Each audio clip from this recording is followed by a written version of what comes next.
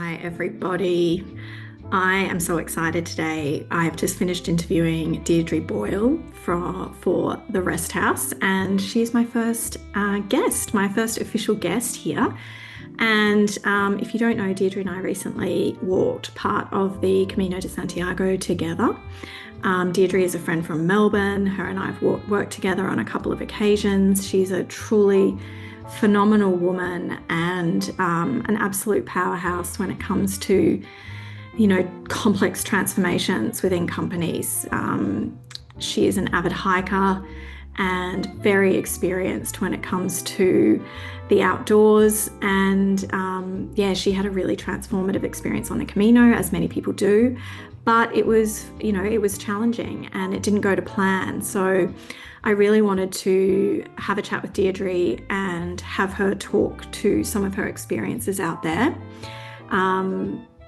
As someone who has done 7 Caminos, this was Deirdre's first Camino, and I think her lens over it all and some of the insights, particularly in comparing it to the other walks she has done and what makes a Camino different to a hike, in particular staying in hotels and going through a provider instead of staying in albergues and kind of having no plan. And in terms of some of the challenges and having to adapt and lead yourself forward in entirely different ways to what you might have expected you need to do on the Camino, which was her experience. And she still had such an amazing time through the challenges and through the changing dynamics of what was being presented for her. So we talk about, in this episode, we talk about leadership. We talk about what it takes to make changes in a company and in your own life. We talk about some of the beautiful moments on the Camino. We talk about some of her challenging reframes that she had to do, and just some of the special moments that we shared. So I hope you enjoy it. I will be back with another guest soon, and here's the episode. Hi, everybody. I am so excited to welcome the very first guest to the Rest House. I'm pleased to introduce you to Deirdre Boyle. She is joining me from Melbourne today. It's an absolute pleasure to have you here, Deirdre. So welcome. Thanks, Alice. Thanks for welcoming me to the first edition of the Rest House. No privilege. Yeah, to be your first guest. It was a very obvious choice. So for those of you who don't know, Deirdre and I just walked the Camino de Santiago together. So yes, her and I were out there traversing challenges and trails together, and that is what we're going to talk a little bit about today. Yeah. But first, Deirdre, did you want to tell everyone a little bit about yourself and what you do for work? Because what you do for work is very interesting and impressive, and how you move through the world. Yeah, so a bit about me. So I live my life through a pretty deep sense of purpose and an orientation around purpose, and my personal purpose around just being inspired about what's possible in the world, and really thinking about how I positively impact the people who are in my life, and then of course the people who are in my teams through my experiences, and then also how we think about creating or leaving a place or a thing or a situation that's inherently going to be better for future generations.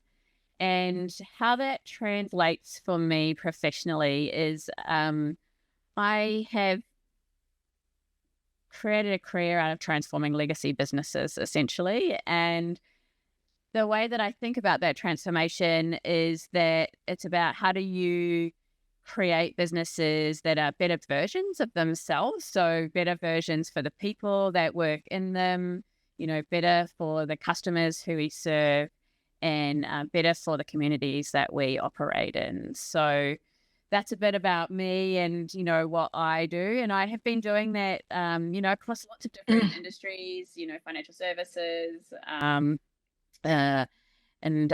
health and well-being, and now I kind of find myself in retail. So it's it's been an interesting journey, but something that transcends both personal and professional. So yes, and we've been on a couple of those journeys together. Yes, we have. I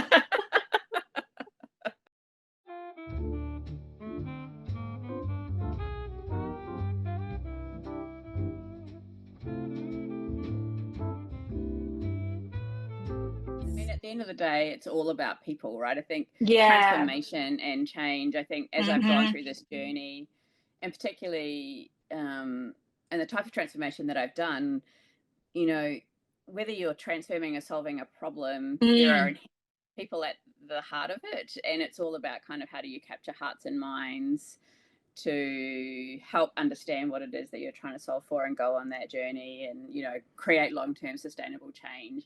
And that's the thing that's really sits at the heart of my purpose, because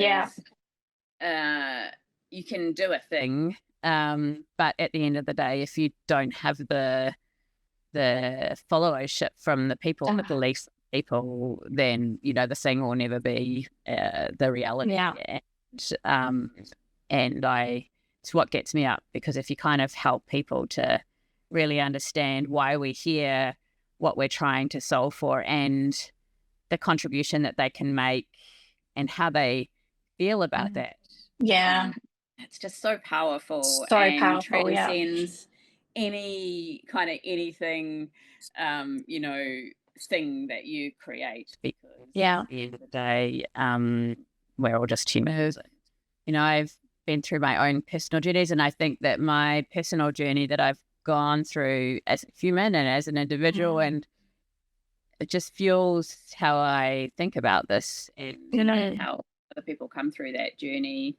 And you kind of have to have had that experience, I think, to be able to understand how people in organizations are going to kind of respond to this type of thing as well. So true.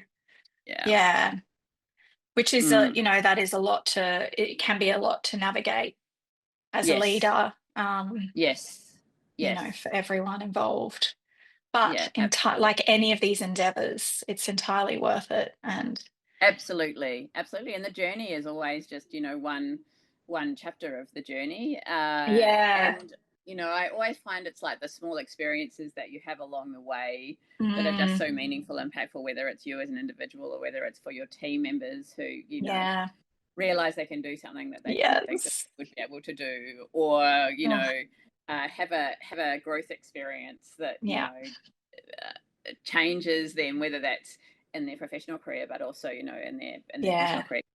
The two often come together, right? So, and I just, that's been so meaningful in addition to kind of the outcomes that you create that mean that, you know, when you're not in there anymore, you still see it alive, albeit flourishing in new directions with new influences.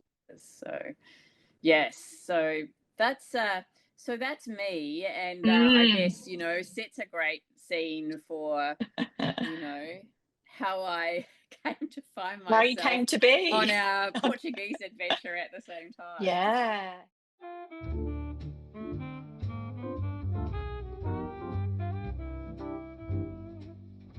I'll get Deirdre to talk a little bit about her hiking experience, because she is a very experienced hiker and has done some of the world's most incredible walks. And maybe start there.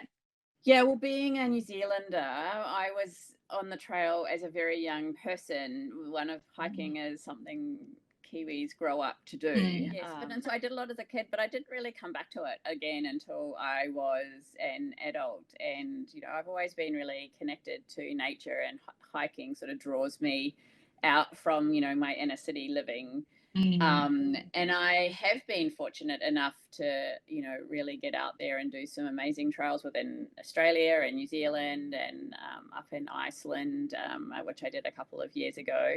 And they are, you know, opportunities for me to get away and to kind of, you know, see my life and the world through a different perspective. and to kind of appreciate this amazing, world that we live in. So, even, I think in just before COVID, I did the Lara Pinta here in Australia, which is an amazing hike that's up, walks up through the Northern Territory. And it's just incredible part of the world, and like almost otherworldly in some regards, right? And then, equally, there's some incredible hikes in Tasmania where, the Three Capes, which is a relatively new trail down there, super accessible for people who maybe are just for early days in their multi-day, has really lovely cabins and huts, but equally some amazing landscape to explore. And then, of course, New Zealand is just, has some of the most amazing hiking in the world. So, the Milford Track would absolutely be a highlight. It's just, walking through Fiordland. Wow. And I was very fortunate when we did Fiordland, like we had, I think the trail was 4 days from memory, and 4 days of sun, which is absolutely unheard of. Okay. Oh gosh. So, we were very fortunate. I love the idea, even if it's just day hikes through to multi-day hikes. They kind of all come with their different sense of challenge. Part of it is about, getting out and just seeing different parts of the world. I think, whether you're doing it on your feet or whether you're doing it on a bike, I think when you're out, you just see the world differently from how you would see it as if, you're in a car or in a bus. Yeah. And traveling around. Absolutely. And that's what I really love. And then I think for me, and then being in that connection to nature and just seeing beauty and, experiencing, trees and birds and, the sense of the world in its purest form, I guess. And then, but equally, I think there's something about the momentum of hiking and, putting something on your back in the act of walking from one place to another, and that sense of movement and direction that gives you, I don't know, a sense of connection to who you are. It gives you space to think. I think there's something about walking and thinking at the same time that kind of gets things moving. That cadence. There's a cadence to the one foot in front of another, and your own cadence, it's everyone's cadence is very different, and then it falls into some sort of rhythmic cadence with your thoughts and your feelings. That's exactly right. Exactly right. It's just it's a really lovely time, whether you're doing it by yourself or in a group or with others. I always just find what it brings up, the conversations that I have, the connections that people make on things that are happening in their lives. I have the most wonderful moments when I'm on trail, and it's why I love doing it. And I'm probably not someone that goes out and kind of hikes every weekend, but when I've got time to go on a trip, and I try and do these bigger ones every kind of few years, because they take a bit of training, but B, but they kind of create space, and I think they're kind of they naturally seem to fall into times in my life where space is what is being called. Oh, I love that.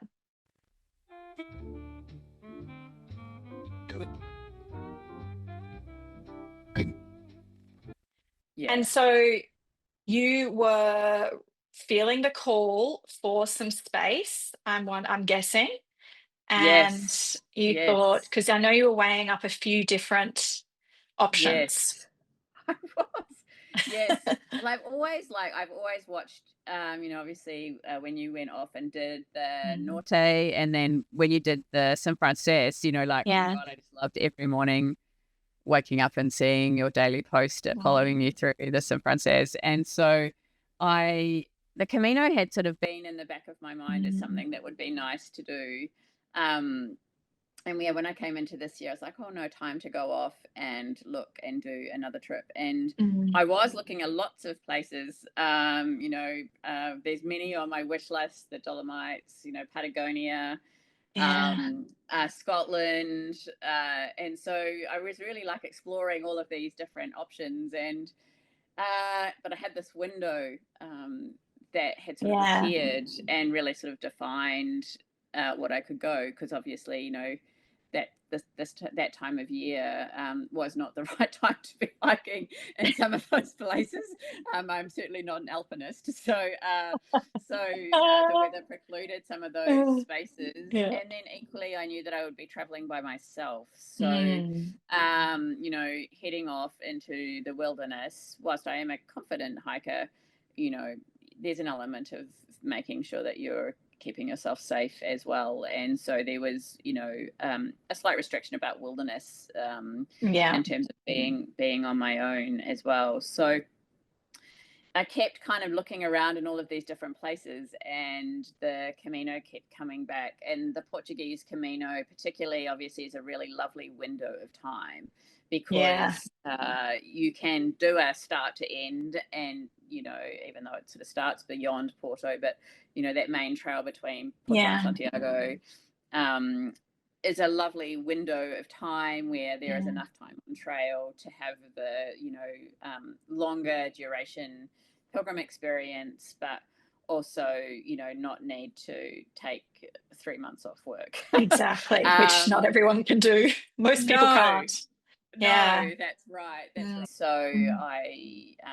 I had my bags transferred for Yeah. everyone's benefit, Yeah. and I also chose to stay in hotel Yeah. accommodation along the way, and I had a provider that did all of that for me. Mm. And there are a few reasons for why I did that.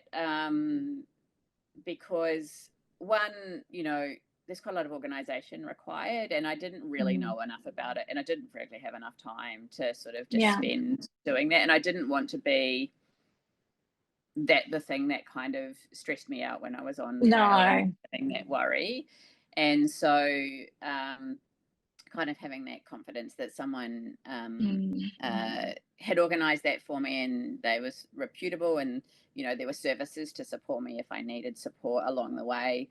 Yeah. That sort of informed me through that Yeah. decision. And I don't regret it, and I would, it was a Yeah. great way to do it, because it meant that Yeah. there were things that I just didn't need to worry about on the way.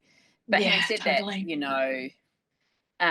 now that I've experienced it, probably have more confidence about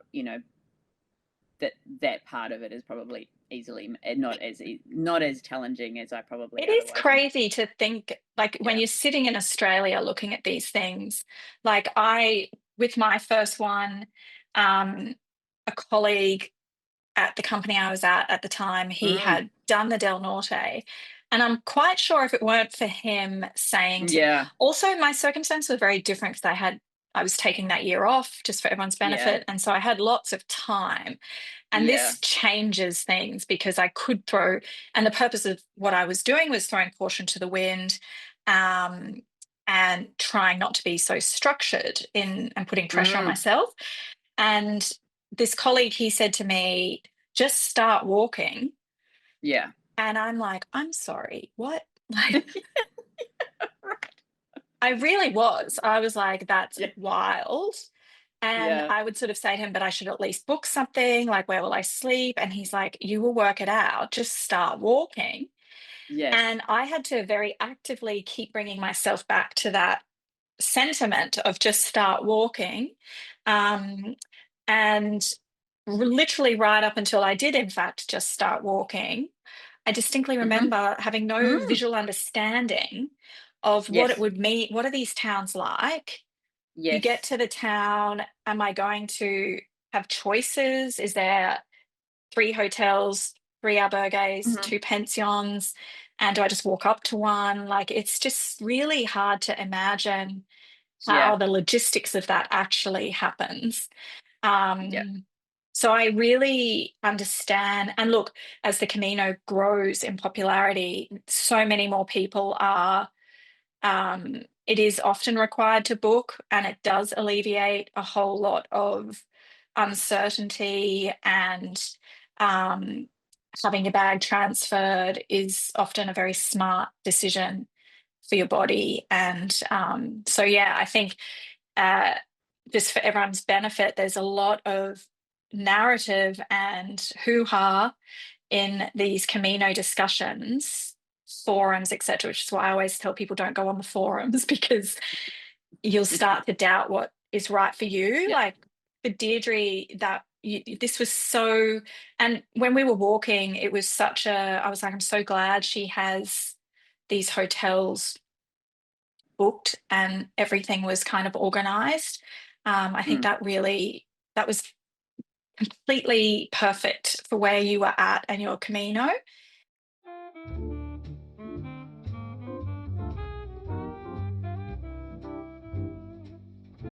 And Yeah. you were thinking about safety as a woman, weren't you? Like this Yes. was because I Yes. think a lot of people have that as well. Yes. And That's right. maybe Yes. talk into that a little bit. And at the end of the day, I just always say use your judgment. And I Yeah. never felt like I was in a place where I was, Mm, you know, unsafe or yeah. in a situation. And I think someone said to me, you know, I think there's probably nothing that can happen on the Camino that wouldn't happen in your own town. Yeah. Yeah. You don't Yes. kind of want to be like on hypervigilance alert the whole time. And I don't think anyone is because, like you said, it does feel very safe. Like once you get there and you know, you understand how it works and where the towns are, and that you're not in the Yes. middle of nowhere very Nowhere. often. And Yes. there's usually Yes. a road nearby. There's usually another pilgrim not too Yeah. far. Yes. And that offers some reassurance. And the locals, you know, you hear stories all the time of locals stepping in to help if there's someone falls over or if someone is feeling a little bit Yes. vulnerable. But it's good Yeah, I that think that was they, I think the biggest, like, the comment about you're never too far away. I think, you know, like mm, when you can't imagine where you actually mm, are going to be, yeah, um, you do imagine sort of walking in the middle through the middle yeah, of nowhere. And I mean, I can't speak for obviously some of the other trails, but certainly on the Portuguese, yes, you were never really too far away from a small village. Even no, when you were on a country trail, you know, you were usually yeah, walking from sort of some transit town to some other transit town. And yes, and there is very rarely, you know, would you have to wait very long for another pilgrim to come along. And yeah, the pilgrim community was just so amazing and so yeah, supportive. Um, you just felt like even if you were on a bit of the trail by yourself, um, you could enjoy it. yeah. You are not alone, but you can be Yeah. alone, but you're not alone. It's Yeah, like, yes, which is a yes, really nice yes, mix. which was really lovely. Yes, but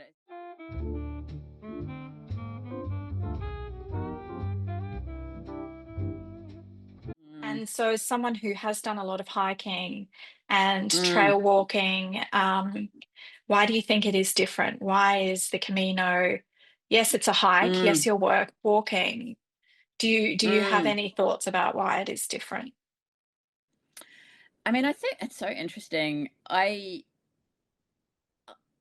I think the history of the Camino, even if you are not uh, of a religious ilk, I think Mm, there is an element of the history of the Camino and those trails that creates a slightly different sense of what it is hmm, that you're about to go in and do, whether that be spiritual or physical or whatever mm, that may be. I think, you know, the endurance of it, the rhythm of it, the trails that you go through, and the you know the villages and the churches and the stories mm, that come with your journey to Santiago. And I think um, the arrival at Santiago itself, that kind of destination, mm, is makes it very special. But I also think that what's different a little bit from hiking is that traditionally in hiking, you're usually somewhere away from a place, mhm, and and I think what's interesting about the Camino is that, you can be walking a little bit in a lovely forest or, a gorgeous little mountainous area by a river. And then you'll find yourself in a beautiful little village and, Mm. in some strange industrial areas also. But I think that there's Yeah. something about the connection to the places that you're walking through, Yeah. and you and those experiences of going from a place to a place, and Mm. having that sense of there's an existing community that lives within that.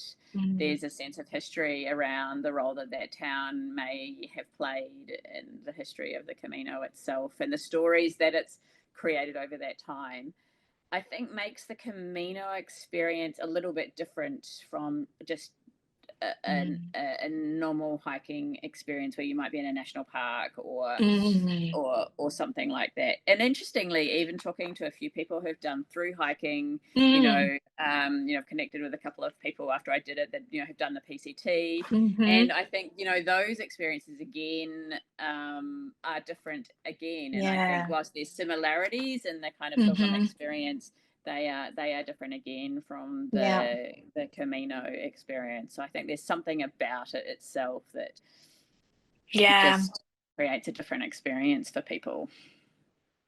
Yeah.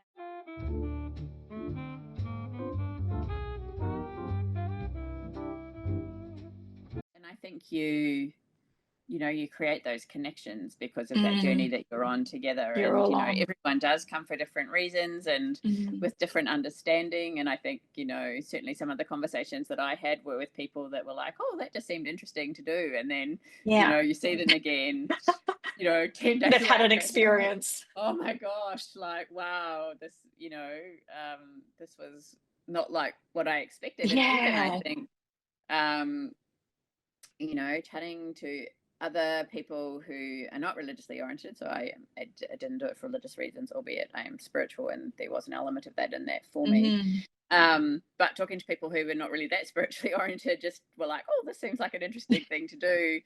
When I was receiving their messages when they arrived in Yeah. Santiago, after in and around when we did, and you could just tell from the message that it was Mm. just like this experience, and that they had experienced something internally, Yeah. even if it was just like a deep sense of satisfaction about the fact that I've just walked 300 Yeah. kilometers, and Absolutely. I never imagined that I could do that. And I've had Mm. these connections with people along the way, and you end up with the most amazing conversations, um, and lots of just people who are just on different journeys, and Yeah. have different, and not everyone's experiences are great. So No. that's interesting Yeah. in its own right, because I think that's It a bit of the is. mysticism, right? Everyone's like, Yeah. oh my god, I'm going to have this amazing journey of enlightenment. Yeah. And you and I spoke about this a lot, and Mm. certainly I've experienced that the enlightenment often doesn't come until after you have finished it.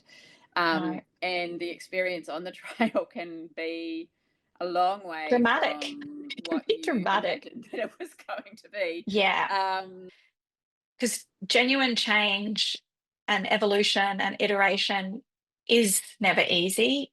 Every one of us can yes, speak to that from our own lives. And when the Camino will challenge you exactly how you need to be challenged, whether you yes, know it or not. yes, And that could be, physically, it could be mentally, it could be spiritually, it could be all of them. yeah, And you actually don't really know until you get walking how it's yeah. going to manifest and present, what's going to come up for you. So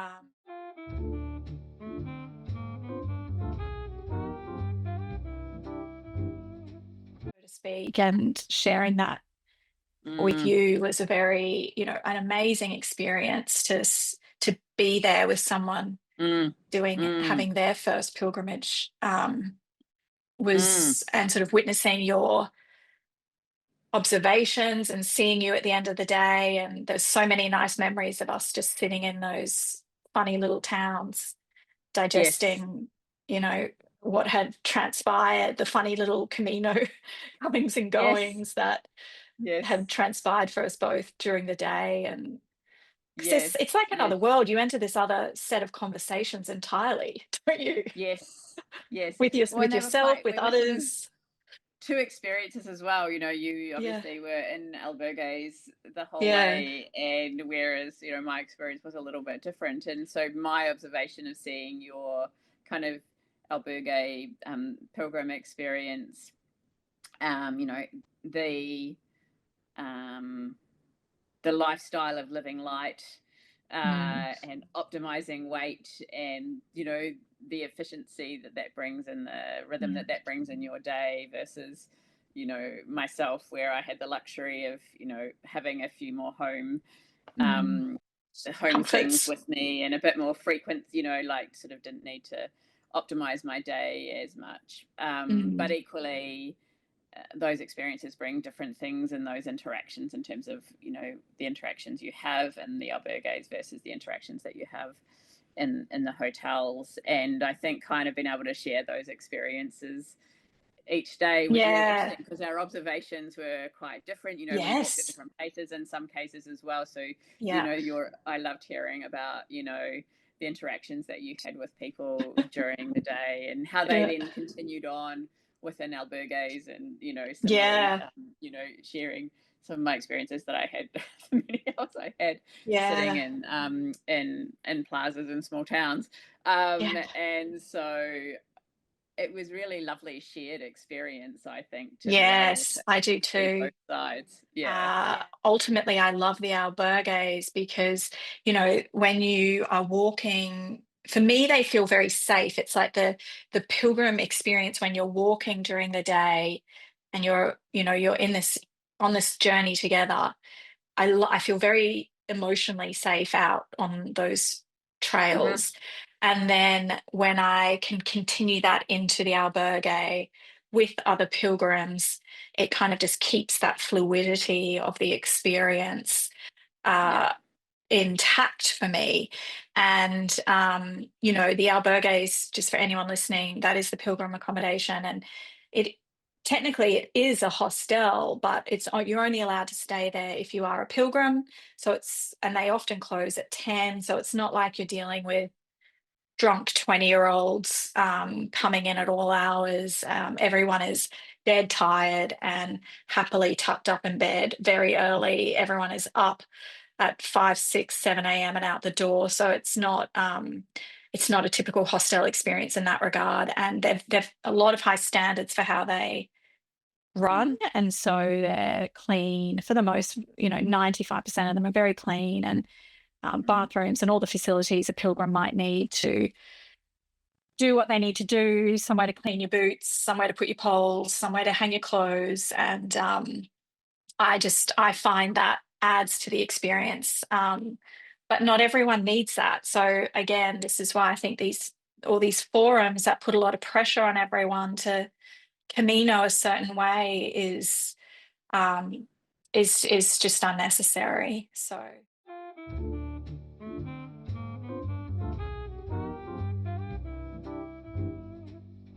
So what did you learn, or what did it ask of you, this experience, for where you are in life right now? Mm. So yes, so for everyone's benefit, my experience didn't quite play out exactly as I had imagined it in my mind leaving. So I had this amazing image of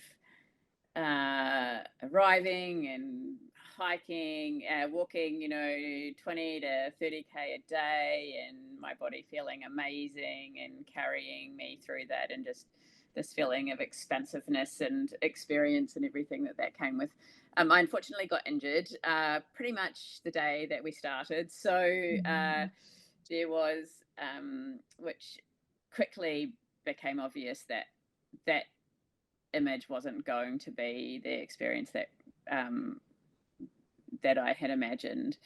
And I think for me, that was a hard pill to swallow at the time. And I think it probably took me the first 7 days to kind of like reconcile how that was going to turn up, because, you know, I still had this sense of wanting to strive for this thing that I had created in my mind that it was going to be. And, kept trying to find a way to achieve it, even though my body was going, yeah, no, that's never going to happen.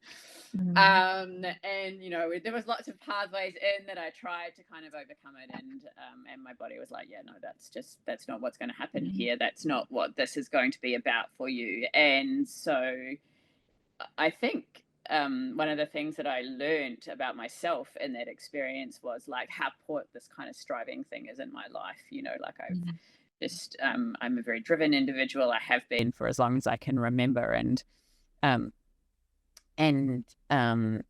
that has always been kind of my modus operandi. And I've always found a way to get to it, right?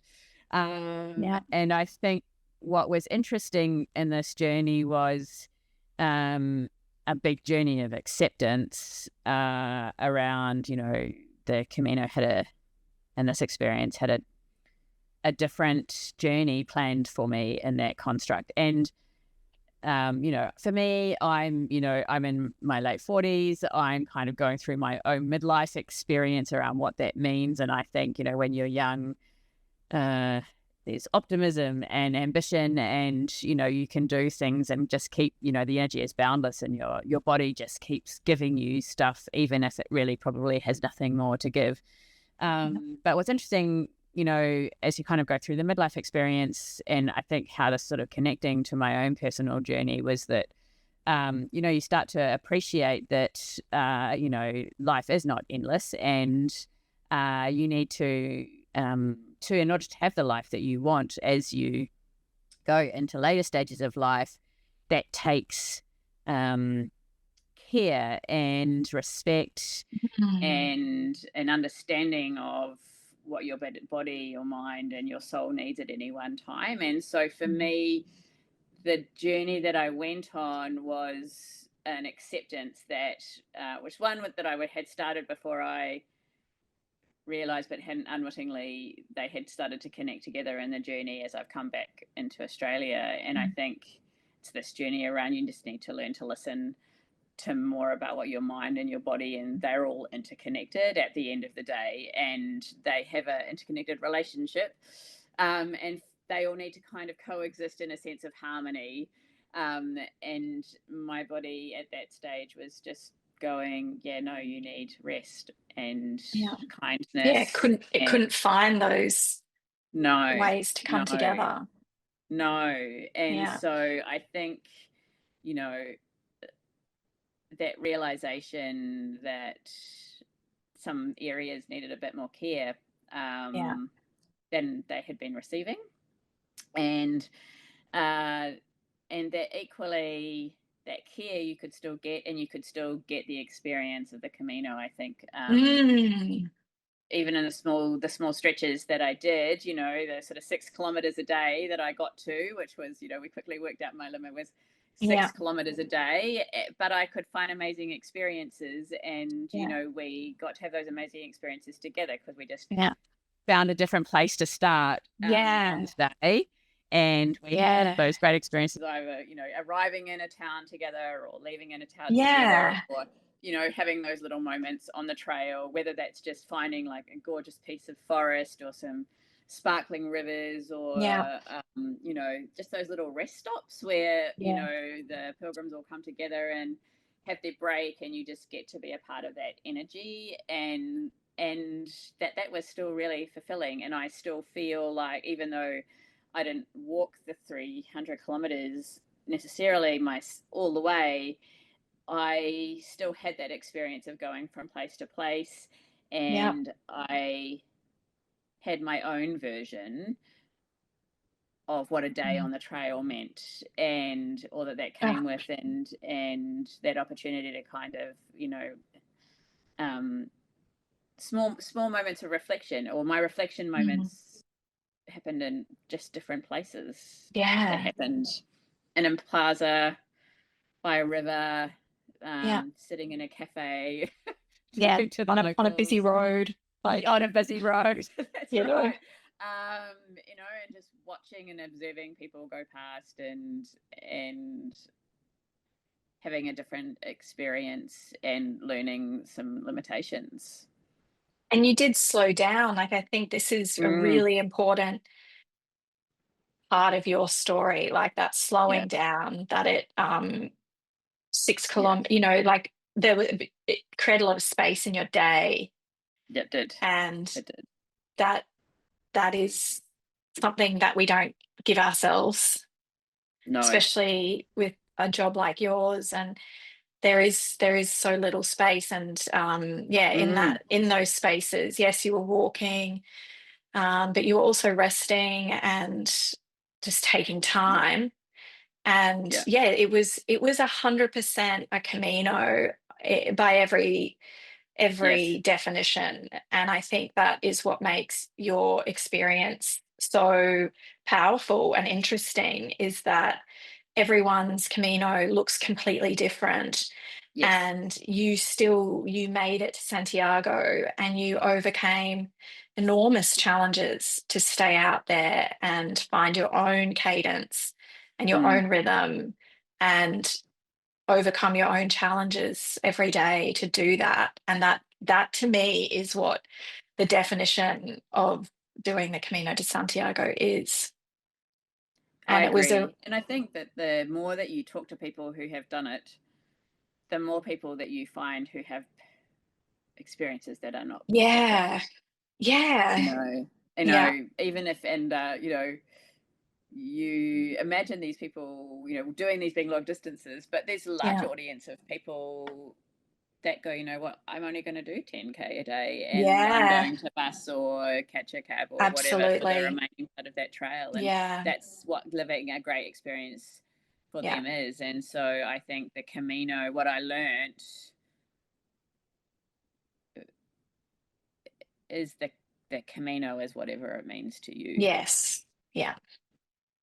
And whatever it means, and through your own experiences that you've, like all of your Caminos have been different, haven't they? In terms of how they've turned up and totally what they've given you. And that seems to be just such a common narrative.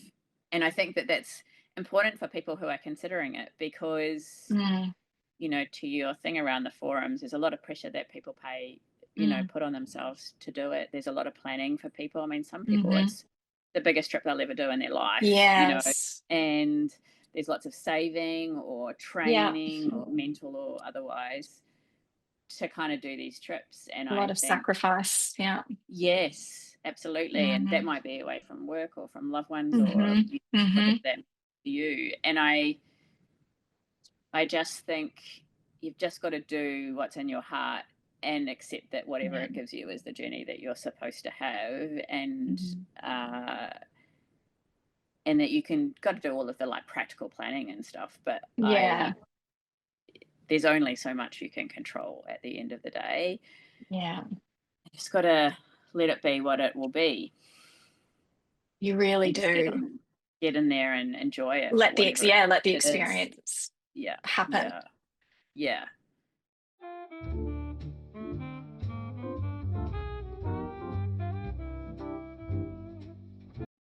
People can wrap it up, and I know I'm guilty of this too. Like, you can wrap it up in a nice bow because, with the benefit of hindsight, or, and I often think you don't show the moments crying, if it's happy tears or sad tears, of which I have had equal measures of both. And you don't share the pain, and some of the challenge, because when you're in it, it's like you're in it, and you're but it is absolutely happening as part of the process out there. And I think people can wrap it up in a bow at the end, or months later, because you look back and you're like, as Deirdre and I have been talking since we've both finished it, this access to these memories that really move you so much when you think about them, the smallest little random memory can be very, very powerful, and you don't know when it's sort of going to hit.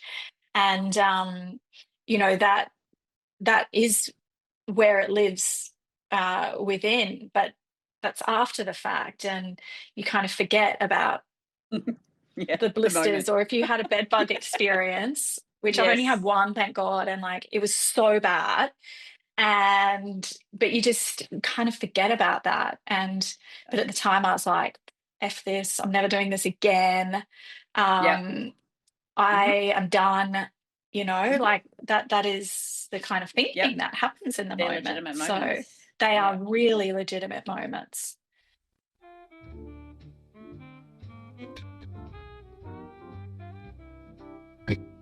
What would you say to someone? I mean, you just talked into it a little bit then, but is there, what if you could give sort of three, I don't know, 2 or 3 main pieces of advice for anyone who is in the contemplation stage of thinking about, do I want to do a Camino? What would you tell them? Just trust yourself and do it first and foremost. If it has touched your radar, it's something that you're supposed to do, and you just need to follow that path and do it. And don't get too caught up in it and what that means or how you think it's going to turn up. I think you just have to trust that it's the thing that you need to do, and the experience will be the experience. And there are some things that you can do to make that better for yourself in terms of planning. I think I had not done enough training, so in some ways it was probably a little bit fortunate that I didn't need to walk 25 kilometers a day. But I think there are things, there are some really fundamentals on the training that actually make it different from hiking. So as a hiker, if you've done big, huge, like multi-day trails and big K days, it would probably be easy to go, yep, this is going to be a breeze. I think probably the key thing, if you're a hiker coming onto the Camino, it is a lot of concrete. And that requires, training of your feet on concrete so that they become appropriately responsive to, 10 or 15 kilometers, which we don't usually do on an average day as humans in our work day. And so I think that type of preparation helps with, the quest for zero blisters and all of that kind of stuff, and makes it more comfortable because it strains your legs and your bodies in a different way. And so doesn't it just? The most, if you're going to kind of think about the practical things to get ready, K's on concrete, K's on concrete in good shoes, a bag that's really appropriate for your day, and training with weight on your back will make, especially the early stages of the walking experience, much more pleasurable. Philosophically, I think, I just think I would totally encourage to do it and just make it your own journey.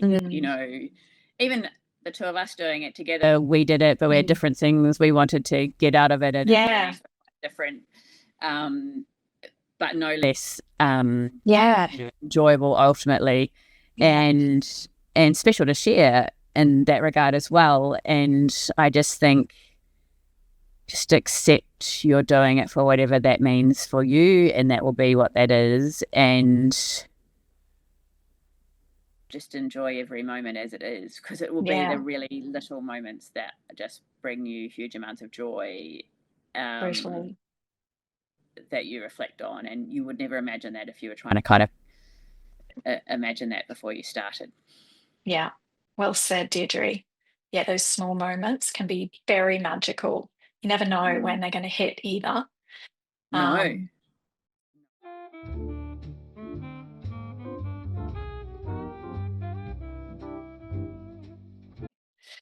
Oh, Deirdre, this has been so nice to unpack this together and hear some of your reflections sort of 6 weeks on, which is crazy that time has flown.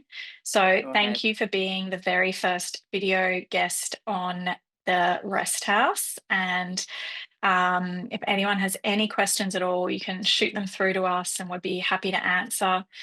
And I will end by saying Buen Camino, because the Camino of life begins, as they say, at the end of the Camino. It is the end of one chapter and the beginning of another.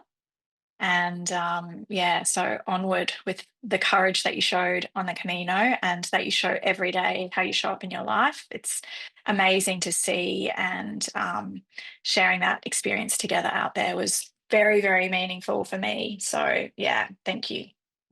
Thank you. Thank you for sharing your first episode of The Rest House with me. It was an absolute pleasure, and I hope everyone got a little bit of something that they can take away. Yeah, I hope so too. All right, see you guys.